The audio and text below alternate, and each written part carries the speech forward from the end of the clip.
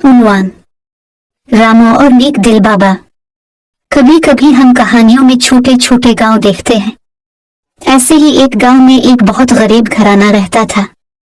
खानदान का सरबराह रामू, जो अपनी बहन गीता, पत्नी सीता और 2 बच्चों राजू और रानी के साथ रहता है। यह खानदान गुर्बत में भी खुश था क्योंकि इनमें प्यार और सोबत थी। रामू दिन भर मेहनत करता और खेती बाड़ी करके खानदान की जरूरियात पूरी करता था। गर्मी में खेतों में काम करने से लेकर सर्दियों में जमीन जोतने तक वो बहुत मेहनत और ईमानदारी से काम करता था। उनके छोटे से घर में ज्यादा वसाइल नहीं थे, लेकिन सब खुश और मुतमईन थे। एक दिन सीता बीमार पड़ गई।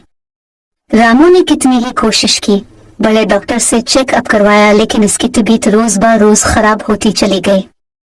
राजू और रानी भी बहुत परेशान थे, जबकि गीता ने बच्चों से कहा, तुम परेशान न हो, तुम्हारी माँ जल्द सेहतयाब हो जाएगी। उधर रामू के पास पैसे भी खत्म हो गए। रामू बहुत परेशान होकर जंगल की तरफ चला जाता है।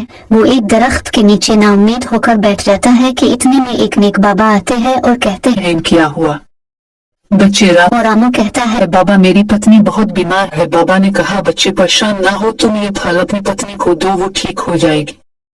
रामू बहुत खुश हुआ और कहा, आपका भला हो बाबा। रामू घर वापस आता है और कहता है, देखो सीता, मैं एक नेक बाबा से तुम्हारे लिए फल लेकर आया हूँ, तुम ये खाओ, तुम ठीक हो जाओगी।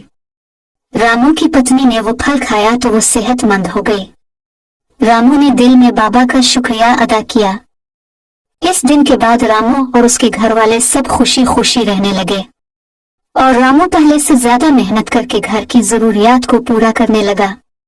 बच्चों, हमने इस कहानी से सीखा है कि हमें जिंदगी के किसी भी मामलात में कभी भी नाउम्मीद